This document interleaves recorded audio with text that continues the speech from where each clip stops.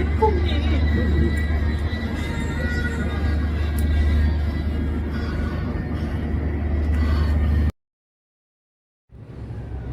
हिंद दोस्तों, घूमता आईना से मैं इंग्लिश खान एक बार फिर आपके साथ मौजूद हूँ। इस वक्त मैं रसाल की सिनेग्रो फिल्म एकेडमी में मौजूद हूँ, जहाँ पर आप देख सकते हैं ये बेहतरीन एक प्रोग्राम रखा गया है। ये देखिए, ये रसाल सिनेग्रो फिल्म एकेडमी है। ये राइट साइड में मेरे आप देखते हैं ये थिएटर है। आज इस थिएटर में एक लाजवाब नाटक का आयोजन किया जा रहा है, जो कि जिसका नाम है इश्क जले तो जले ऐसा, जो कि मशहूर डायरेक्टर मुजीब खान के डायरेक्शन में ये ड्रामा तैयार किया गया है। आइए जानते हैं ड्रामे में क्या हुआ और कैसे हुआ, नज़र डालते हैं। आदाब, नमस्कार, आप सबका हार्दिक स्वागत है, खुशामदीद, वेलकम। आज पहली बार हम यहाँ पर कर रहे हैं, इसलिए माजूर खा है कि वक्त से आखिर से शुरू कर रहे हैं। रसाज इंटरनेशनल का ये एक सेक्शन है सिने ग्रुप, जहाँ पर फिल्म की तालीम होती है, एक्टर्स ट्रेन किए जाते हैं और बाहर के स्टेट से बच्चे यहाँ पर आते हैं और उनको ट्रेनिंग दी जाती है। और उसका भी ये सेशन जो है वो अगले महीने जनवरी से शुरू हो जाएगा और फिर लगातार वो क्लासेस यहाँ पर चलेंगी। और थिएटर जो है, इस तरह के जो शोज़ हैं वो महीने में आप 1 से 2 बार देख सकेंगे। मीरा रोड पर बड़ी शिद्दत से ऐसे एक थिएटर की ज़रूरत थी जहाँ पर लोग जमा हो सके और कुछ अच्छे नाटक वो देख सकें। बस मैं सिर्फ 2 मिनट में एक और लाइट एडजस्ट करता हूँ और आप देख सकेंगे इश्क जले तो जले ऐसा।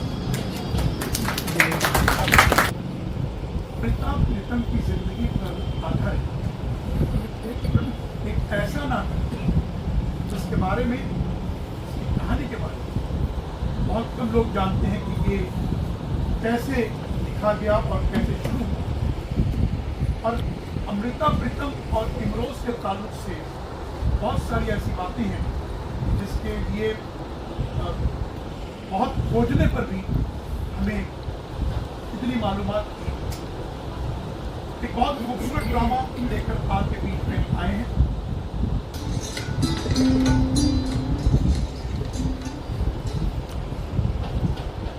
आदाब, नमस्कार। इस तमाशगाह में आप हाज़रीन महफिल का दिली इस्तकबाल है। स्वागत और हुज़ूर आला आप तो जानते ही हैं, शमा हर रंग में जलती है सहर होने तक। हाज़रीन महफिल, जिस तरह शमा की लौ के कई रंग होते हैं, उसी तरह मोहब्बत के भी कई रंग होते हैं। चलिए चलते हैं मोहब्बत के मुकद्दस दास्तानों के सुनहरे सफर पर। इश्क जले तो जले ऐसा।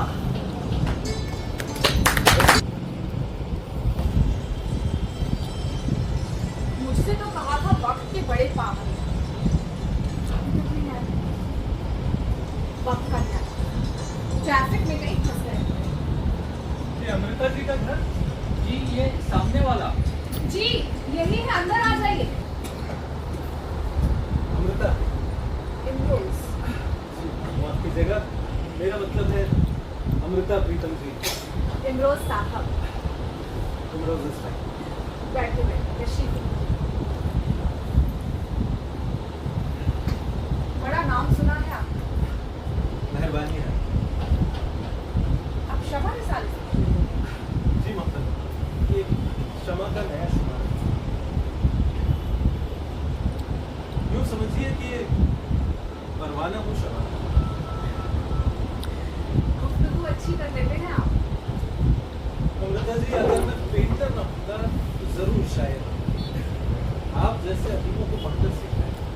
आपके इल्म की रोशनी से परछाइयाँ बनती हैं, वरना इल्म की दुनिया में मेरा क्या पता। कोई रुतबा कोई मकाम नहीं होता तो आप मेरे मकान को क्यों आ सकते, और आ ही गए हैं फिर भी मैं। इसका मतलब है कि आप मतलब कि आपने अपना साया अपनी रोशनी से छोड़िए ये सब बस। ये बताइए, चाय पिएंगे? मैं चाय बहुत उम्दा बनाती हूँ। मैं जानता हूँ। वो कैसे? जी, दरअसल मेरा मतलब था कि इतना अच्छा अदब इतनी खूबसूरत नज़्में लिखने वाली, यकीनन शायद ही अच्छी बनाती। तुम मिले तो कई जन्म मेरी नब्ज में धड़के, तो मेरी सांसों ने तुम्हारी सांसों का घूंट पिया, तब मस्तक में कई काल पलट गए। एक गुफा हुआ करती थी जहां मैं थी और एक योगी ने जब बाजुओं में लेकर मेरी सांसों को छुआ, तब अल्लाह कसम यही महक थी जो उसके होठों से आई थी।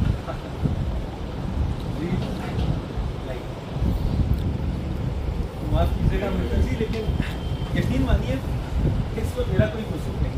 मैं क्या करता, एक ताज़ा गर्मा गर्म नज्म की महक मुझे यहाँ खींच लाई। मैं खुद को रोक न सका और आपकी इजाज़त के बगैर मैंने इसे पढ़ लिया। आप नाराज थे? ये बताइए कैसी लगी नज़्म? बहुत खूबसूरत। यकीन मानिए मेरे पास अल्फाज नहीं। ऐसा करें, इस कलम को अपने हाथ में उठाओ। जरा चेहरे के नजदीक। हाँ, बहुत बढ़िया। निगाहें जरा ऊपर, बहुत ऊपर हो गई, थोड़ा नीचे और दाएं।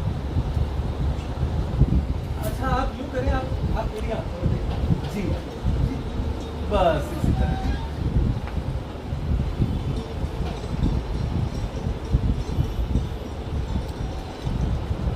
जितनी शिद्दत से तुमको देखा है, उतनी शिद्दत से कुछ नहीं देखा। अपनी आंखों में देखने दो मुझको, मैंने मुद्दत से कुछ देख लिया और देखकर अपनी आंखों में जज्ब भी कर लिया। बस अब मुझे इजाजत दीजिए। अरे अपनी आंखों में से हाथ को हटा लीजिए। ये आप क्या कहती हैं? अगर आंखों पर से हाथ हटा दिया तो आपका वो पूरा अक्स मिल जाएगा जो अभी अभी अपनी आंखों में जमा किया है। अगर आपने आंखों में से हाथ नहीं हटाया तो आप सीढ़ी से फिसल कर गिर जाएंगे। ये तो मैंने सोचा ही ना। कहिए क्या? सारे बात थोड़ा जल्दी बना दीजिए। जी बिल्कुल, मैं जाते ही इसमें जुट जाता हूँ।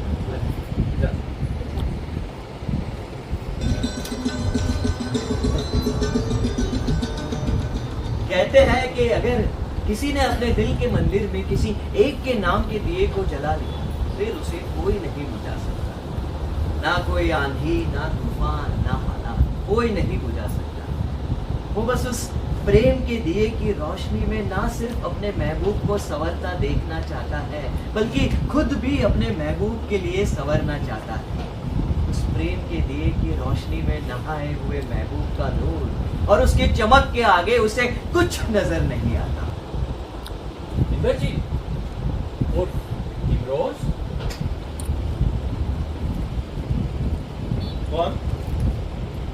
कौन है आप? मुझे नहीं पहचान रहे हो? अरे भाई, दिखाई दोगे तो पहचानूंगा ना। कौन है आप? सच कहते हैं लोग, इश्क का बुखार जब सर चढ़ जाता है तो इंसान खुद को भी नहीं पहचानता। मैं तुम्हारा ज़मीर हूँ इमरोज। मेरा ज़मीर? वाह, जिंदा है अभी। अब ज़मीर भाई, ये बताइए कि आप हैं कहाँ? बाएं। ज़मीर भाई, अभी अभी किसी को और किसी की यादों को अपने दिल में बसाया था मैंने, और तुम घुटन महसूस करने लगे, तो वो भी इतनी कि शिकायत करने के लिए बाहर निकलकर न जाने कहां से मुझसे बातें कर रहे हो। इमरोज, अरे ज़मीर भाई, देखो ऐसा है कि किसी को किसी से वालिहाना इश्क हो जाने पर दुनिया वालों को उससे हसद करते, ईर्ष्या करते, चिढ़ते, जलते, कुटते तो बहुत देखा, लेकिन अपने खुद के ज़मीर को मुखालिफत करते, मलामत करते और परेशान होते पहली बार देख रहा हूँ। मैं क्यों परेशान होऊंगा? हैरान परेशान तो वो होता है जो इश्क की ठंडी ठंडी आग में जलता है। मेरी जिंदगी मेरे देश से मुझ बेबस नारी पर अपनी मोहब्बतों का जादू करके, मुझे अपनी हस्ती से सहज़दा करके कहाँ गायब हो गए।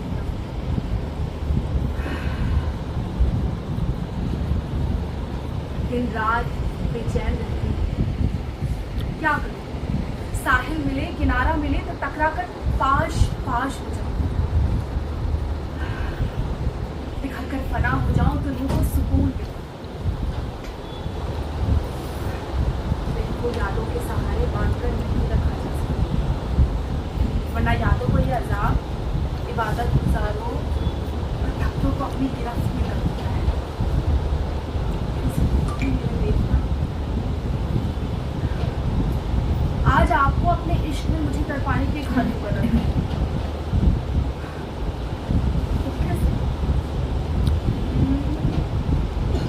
मतलब अब आपको जल्दी जल्दी मिलने आना होगा मुझसे। एकदम हमारी सांस जल्दी जल्दी आना अच्छा। अगर मैं तुम्हें जिंदगी में एक चीज दे सकता, मैं तुम्हें अपने आप को मेरी निगाहों से देखने की सलाहियत देता, तभी तुम्हें इस बात का एहसास होगा कि तुम मेरे लिए कितनी खास हो। आप समझते क्यों नहीं? मैं किसी और को चाहती हूँ, किसी और से मोहब्बत करती हूँ।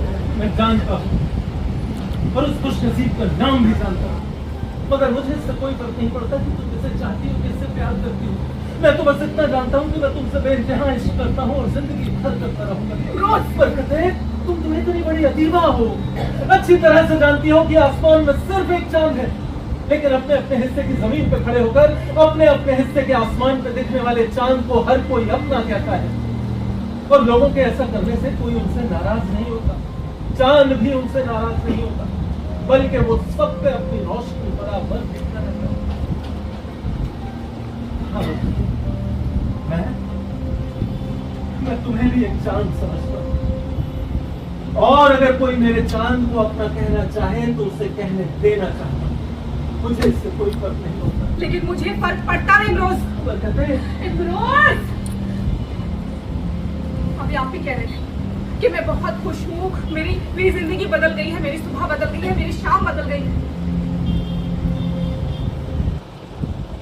नई रोशन सुबह का इंतजार करूंगी,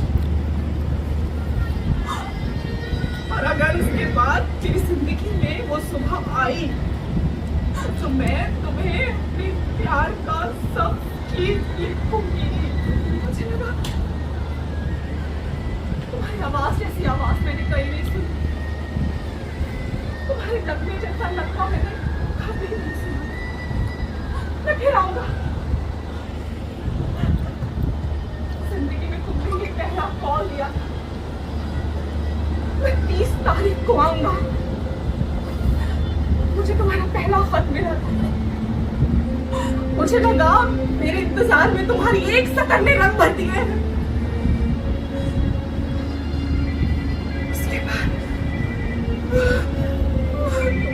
उसके बाद तुम्हारा कोई खत नहीं आया।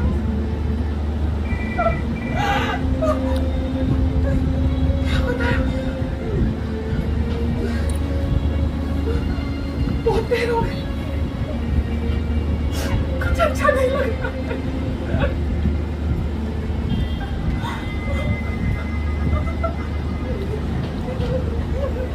मेरे पैरों को क्या हो रही है?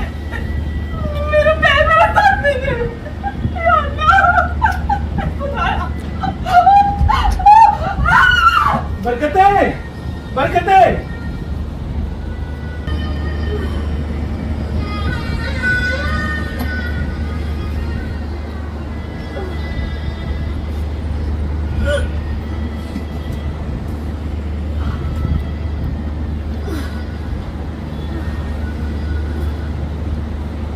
ये आराम लगेगा।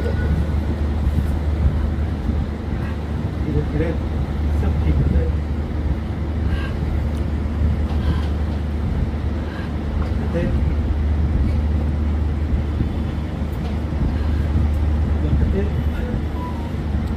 डॉक्टर ने आपको चलने फिरने से बिल्कुल मना किया,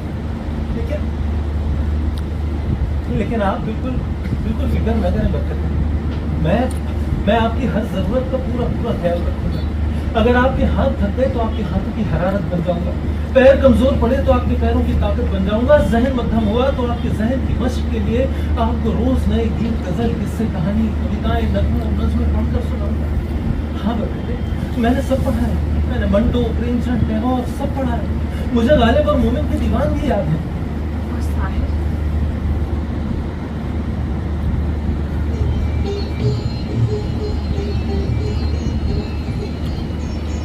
के लिए मैं साहिर भी याद करूंगा। परछाइयां, तन्हाइयां और तलखियां के कड़वे घूंट पी जाऊंगा। आपको फिक्र करने की कोई जरूरत नहीं। नहीं आशा, मुझे अपनी नहीं आपकी मेरी फिक्र। जी। और मैं तो कहता हूँ कि ये रहा आपका राइटिंग पैड और कलम। कोई अच्छी सी नज्म लिख डालिए, हाँ? और जो कोई बात हो तो मुझे बुला लीजिए।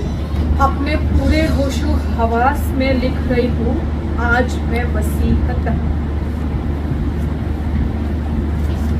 मेरे मरने के बाद हंगाना मेरा कमरा, टटोलना हर एक चीज घर भर में, बिन ताले के मेरा सामान बिखरा पड़ा। दे देना मेरे ख्वाब उन तमाम स्त्रियों को जो किचन से बेडरूम तक सिमट गई, अपनी दुनिया में गुम गई हैं। वो भूल चुकी हैं सालों पहले ख्वाब देखी, पर इतना जान दिया कि वह जो भी करेगा एक जन्म तेरे नाल तुरेगा। एक जिस्म मुक्ता है तो सब कुछ मुक जाता है,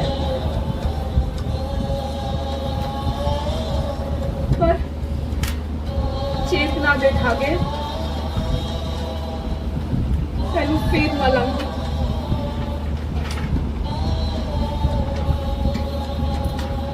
मैं तेनू फिर मिलांगी।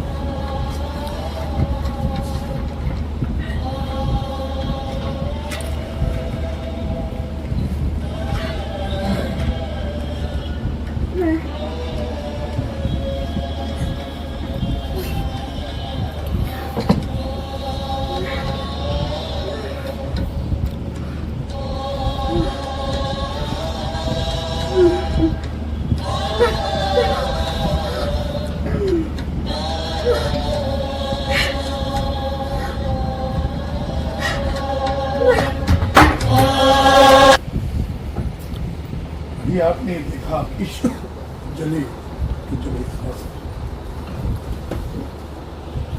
मुझे इस बात की बहुत खुशी है कि इतनी जो ऑडियंस यहाँ पर आई है, ये बहुत कम वक्तों में ये लोग आए हैं। जो उम्मीद है कि ये आज जो शाम है, ये शुक्रवार की शाम यकीनी तौर पर आपके लिए यादगार है। क्योंकि आपके लिए एक गुलदस्ता और है, मैं आप लोग का दोनों चाहता हूँ, इजाज़त दे दूँ। मैं राजकुमार को दावत दे रहा हूँ कि इस जो ये खूबसूरत ड्रामा पेश किया है उसमें जो आशिर थे उनकी तरफ से चंद अशार आप प्लीज आइए।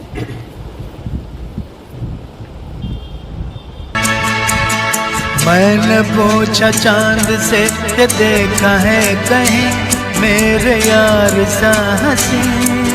चांद ने कहा चांदनी की कसम नहीं नहीं नहीं।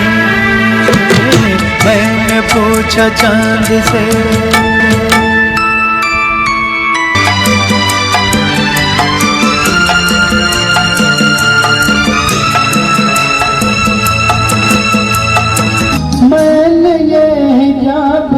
रहूंगा हर जगह शबाब तेरा ढूंढा।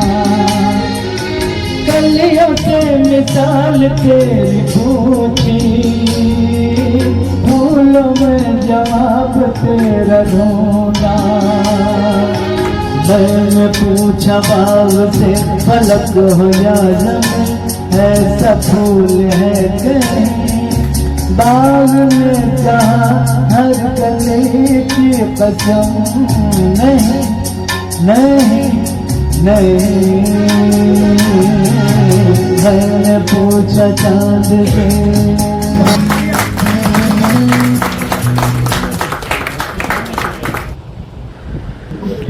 सर घूमता इना में आपका स्वागत है। रसास सिनेमा फिल्म एकेडमी की तरफ से ये लाजवाब शुरुआत की गई है। नाटकों की यहाँ पर शुरुआत की गई है इस ऑडिटोरियम में। हम जानना चाहते हैं कि आपको यहाँ आकर कैसा महसूस हुआ, क्या कहेंगे आप? बहुत मुझे तो बहुत काफ़ी चेंजेस मालूम है मुझे, क्योंकि एक ज़माना था जब ये जो छोटे छोटे जहाँ पर आप कीर्तन वगैरह होती थे ना, वहाँ इनके शो होते थे, कीर्तन वगैरह होते थे ना अपने जगह, तो उस हॉल में।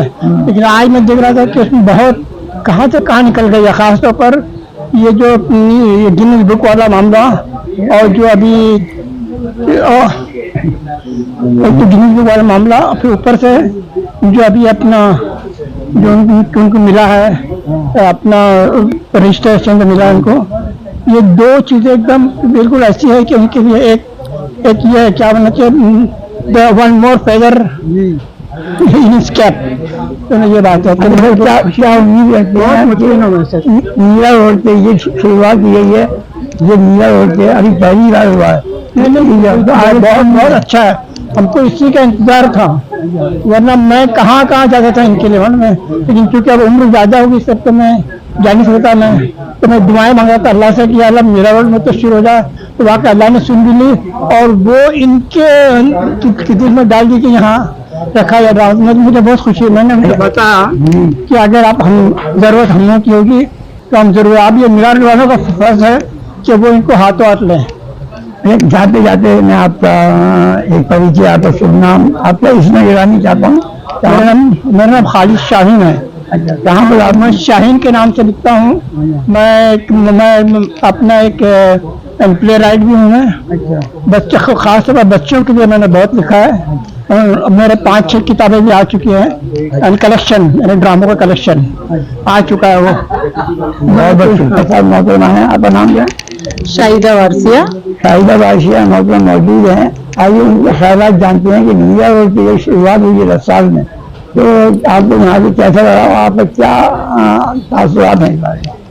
मैं कहना चाहूँगी कि जब भी हम टीवी में देखते हैं या कोई फिल्म वगैरह देखते हैं, तो वो एक्टिंग जो देखते हैं वो तो बहुत दिल को लुभाती है, लेकिन उस वक्त तो वो कटवट हो के बनता है, जोड़ा जाता है। लेकिन यहाँ पर जो 1-1.5 घंटे का हमने डायरेक्ट परफॉर्म देखा, वो बहुत ही हमें बेहतरीन लगा, और सभी जो कलाकार थे उन्होंने बहुत ही अच्छी मेहनत दी है, और उनके जो तासुरात थे, उनके एक्शन थे, जो भी उनके चेहरे पे इम्प्रेशन हो रहे थे, वो बहुत ही बढ़िया थे। तो मुझे ये जो भी प्रोग्राम देखा मैंने यहाँ पे नाटक, वो बहुत अच्छा लगा। और खास करके मैं यहाँ पर आई थी मुजीब जी से मुलाकात करने, क्योंकि मुझे लगा था कि ये काफ़ी मशहूर शख्सियत हैं जिनके ड्रामे पेश किए जाते हैं। हमने कभी ऐसा फ्रंट में डायरेक्ट नहीं देखा था, तो मैं खास उनसे मिलने भी आई थी ये। और यहाँ पे प्रोग्राम देखकर मुझे जो भी मैंने ड्रामा देखा, सभी कलाकारों को मैं बहुत बहुत मुबारकबाद भी उसके लिए दूंगी, क्योंकि उन्होंने बहुत अच्छा परफॉर्म किया है। और मेरे लिए भी एक नया तजुर्बा था जो मैंने सामने देखा। शुक्रिया। और एक वो सिंगर जो उनकी लिए भी मैं तारीफ करूंगी, तो इनकी आवाज जब सुना तो मुझे लगा वो मोहम्मद रफी के जो गाना था वो चल रहा है, लेकिन जब मुझे लगा अच्छा कोई कलाकार वहाँ गा रहे हैं, तो बहुत बहुत शुक्रिया आपको। जी बहुत अच्छी आवाज थी, बहुत बहुत धन्यवाद। शुक्रिया, बहुत बहुत शुक्रिया। मेरा नाम प्रशांत सिंह है। मैं एंटरप्रेन्योर हूँ, एक लाइफ कोच हूँ, मैं एक्टर हूँ, सिंगर हूँ, और theatre since I was in 3rd standard तब से मैं थिएटर कर रहा हूँ। और आज यहाँ इसका हिस्सा बन करके एज एन ऑडियंस मुझे बहुत अच्छा लगा। और ये जो पूरा प्ले था, इसके जरिए मैंने एक ट्रैवलिंग की पूरी की पूरी, और जितने जो आर्टिस्ट थे इनका परफॉर्मेंस बहुत बढ़िया था, बहुत सटल था। और मुजीब साहब का जो डायरेक्शन था वो बड़ा कमाल था।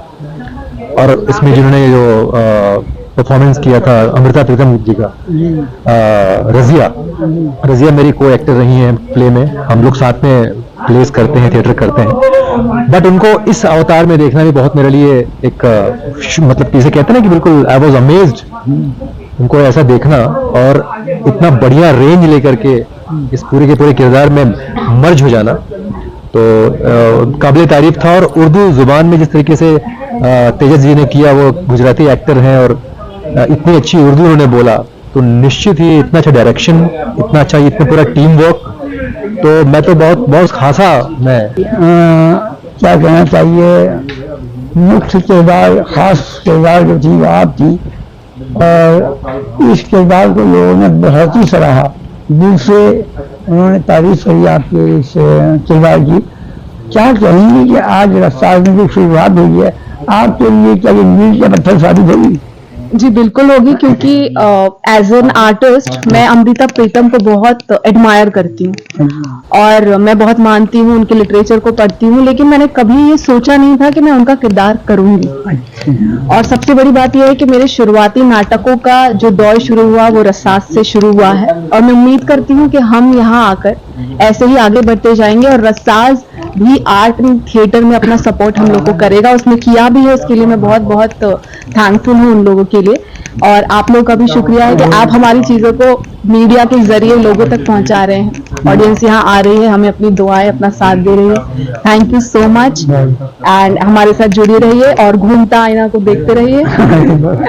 अरे मुझे बात, आज के इस खूबसूरत नाटक के जो हिदायतकार हैं और जो इसके हमारे जिन्होंने अपनी कलम से सजाया, इनके राइटर दोनों मौजूद हैं।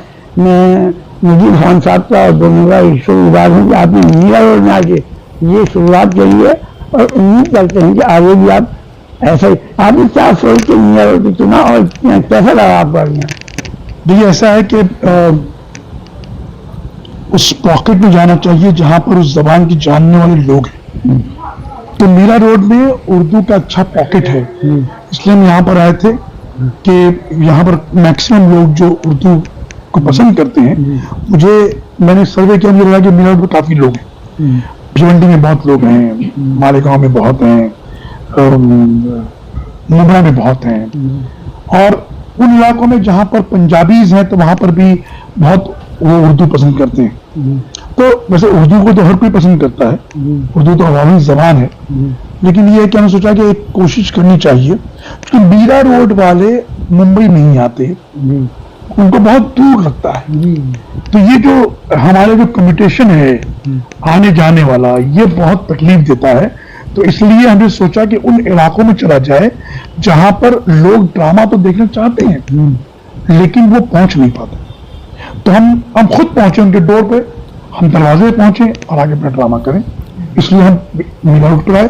और मैं यहाँ आकर बहुत खुश हुआ कि यहाँ पर लोगों का जो तासुरात थे और जिस तरह से लोग आए थे, हमने एक पोस्टर सोशल मीडिया पर शेयर किया था और काफी लोग खचाखच हॉल भरा हुआ था। तो इससे बड़ी बात क्या होगी, बहुत कामयाब रहा ये। हाँ, कहेंगे कि इनकी सदायत में,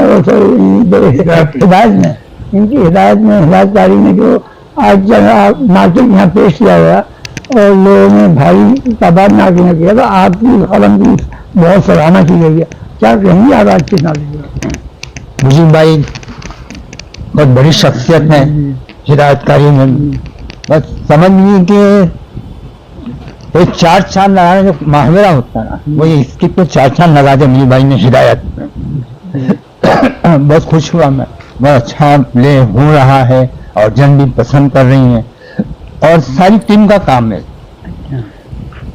ये डायरेक्टर हो, राइटर हो, एक्टर्स हो, तमाम लोग, हाँ सब लोगों ने इसमें बहुत अपना अपना हिस्सा डाला है और एक खूबसूरत प्ले एक अरसे के बाद देखने को मिला है। ये मेरा तो कुल मिला के 85 प्ले में लिख चुके हैं, 85 प्ले, और अल्हम्दुलिल्लाह सब डिफरेंट, एक दूसरे सब डिफरेंट है। और साथ में और भी मुझे भाई के साथ अभी और भी बहुत से प्ले आ रहे हैं हमारे। तो ये उर्दू का जो शौक था, उर्दू की खिदमत का, तो अल्लाह ने कलम हाथ में ले लिया और ड्रामों की लाइन हमने से लड़के प्रेम अफसाने लिखा करता था, तो उसको मैं ड्रामा लिखना शुरू किया, तो अब इसी लाइन को कर लिया हम लोगों ने, इसी राह पे चलना है। इस उर्दू ड्रामे की ऑलरेडी बहुत कमी है। भाई पहल तो बड़ी अच्छी की है यहाँ पर मीरा रोड के रहने वालों के लिए, और जो मीरा रोड में ड्रामे के शायकीन है, जिनको ड्रामों से दिलचस्पी है, और उन लोगों के लिए बहुत अच्छी पहल किया इन्होंने ये। और मैं समझता हूँ कि आइंदा वैसे प्रोग्राम यहाँ पे होना चाहिए, अब हम मुझे देखिए मैं बहुत दूर से आया हूँ, 4 माला चढ़ने के लिए मैं सोच रहा था, लेकिन फिर भी मैंने कहा मैं चढ़ूंगा। अभी मेरी पोती है, इसने कहा भाई मैं भी चलूंगी दादा, मैंने कहा चलो भाई तुम्हें भी ले चलते हैं। अब इनको भी शौक है भाई, उर्दू का शौक है भाई, ड्रामा कैसा होता है, ड्रामा कैसा किया जाता है। मैंने कहा चलिए, तो इसीलिए हम यहाँ आए और मुझे बहुत अच्छा लगा ये ड्रामा और बहुत ही शानदार रहा। सिने गुरु फिल्म एकेडमी जो है इन्होंने प्रोग्राम किया और मैं उनका शुक्रिया अदा करता हूँ। उनको आइंदा भी इस तरह के प्रोग्राम करवाते रहना चाहिए। अयूब भाई आज ये आपने शुरुआत की है कि लोग मीरा के लोगों को लेकर जो थिएटर यहाँ पर नहीं था और इतना अच्छा इंतजाम नहीं था ना, तो आपने शुरुआत करी है, लोग यहाँ के थिएटर देखें और अच्छी लगा अदाकारी के नमूने यहाँ पेश किया, लोगों को मजा है, लोग आए और ये देखा हमने ऊपर तक कर गया है। 90 साल के क्या कहेंगे आज आपकी इस कामयाबी के बाद आगे क्या आप ठीक करेंगे? मुझे बहुत खुशी हुई कि मैं ये एकेडमी एक्टिंग सिखाने के लिए खोला है, जहाँ पर आने वाले बच्चियों को एक्टिंग सिखाई जाएगी और हम जनवरी से सिखाना शुरू करेंगे। हमारा पहला बैच जनवरी से शुरू होगा। तो हमारे मन में आया कि जब एक्टिंग सीखेंगे यहाँ से तो बच्चे जाके फिल्मों में काम करेंगे, सीरियल्स में करेंगे, प्ले भी करेंगे, तो क्यों ना एक बेहतरीन प्ले पहले यहाँ किया जाए, क्योंकि मीरा रोड में प्ले होता नहीं, प्ले का कोई स्टूडियो नहीं है। तो मैंने इसलिए प्लान किया कि अब सबसे पहले एक प्ले यहाँ किया जाए, बेहतरीन प्ले किया जाए, क्योंकि प्ले में भी एक्टिंग ही की जाती है। तो लोगों का यहाँ आना जाना शुरू होगा तो लोगों को पता चलेगा कि एक्टिंग क्या होती है, तो एक्टिंग सीखने के लिए भी आएंगे। तो हमें अच्छा लगा कि बहुत अच्छे लोग आए, बहुत अच्छी पब्लिक थी और एक साहब तो 90 ईयर के थे और वो 4 मंजिल चढ़ के आए, उनकी हिम्मत की दाद देनी पड़ेगी। जो अभी इच्छा उम्मीद है कि आप जो बच्चे यहाँ पर आएंगे उनकी इच्छा क्या देंगे आप? यहाँ पर जो बच्चे आएंगे उन्हें हम एक्टिंग सिखाएंगे एंड उसके साथ साथ डांस की ट्रेनिंग होगी, फिर फिल्मों की डबिंग कैसे की जाती है उन्हें डबिंग भी सिखाई जाएगी, ताकि फिल्मों में उन्हें काम मिलने के पहले मुंबई में भटकना न पड़े। कम से कम डबिंग करके इतने पैसे तो कमा लेंगे, अपने आप को संभाल सके, रख सके, अपने खर्चे बर्दाश्त कर सकें, अपने घर वालों से ना लें और साथ में उन्हें काम भी दिया जाएगा। हमारा खुद का ग्रुप बहुत बड़ा है, हमारे साथ बहुत अच्छे अच्छे लोग जुड़े हैं। यहाँ पर एक्टिंग सिखाने के लिए मुजीब साहब हैं, जरीना वहाब जी हैं, राकेश बेदी साहब हैं, दीपक तिजोरी साहब हैं, राजीव वर्मा साहब हैं। इस तरह से बहुत अच्छे लोग हैं और अच्छे डायरेक्टर्स हैं, कुक्कू टोली हैं, रमेश तलवार जी हैं, समीर रंजान लिरिक्स राइटर, वो सारे लोग यहाँ आते हैं, आएंगे और बच्चों को जो भी अपनी तौर पर सिखाने की कोशिश करेंगे उन्हें सिखाएंगे भी। और जो बच्चा लड़की हो या लड़का हो जो इस लायक होगा कि इन लोगों के किसी भी प्रोजेक्ट में वो शामिल हो सके, उसके लायक रोल है तो उसे काम भी देंगे, आगे बढ़ाएंगे। और हमारा खुद का प्रोडक्शन है, हमारे अपने प्रोडक्शन में भी फिल्में बनती हैं, आगे भी बनेंगी, तो हम उन्हें अपने यहाँ भी मौका देंगे। और साथ में जब वो ट्रेनिंग ले लेंगे तो उसके बाद उन्हीं बच्चों को मिला के 4 बच्चों की 5 बच्चों की अलग अलग कहानियां बनाई जाएंगी, उनके ऊपर 5 मिनट की, 10 मिनट की, 15 मिनट की शॉर्ट फिल्में बनाई जाएंगी और वो फिल्में फेस्टिवल्स में भेजी जाएंगी और यूट्यूब पे भी डाली जाएंगी और उन फिल्मों की कॉपी उनको भी दी जाएंगी ताकि वो जहां भी जाएं काम के लिए तो वो उन्हें दे सकेंगे, देखिए मैंने ये सीखा है, मैं ये करता हूँ, मैं ये जानता हूँ।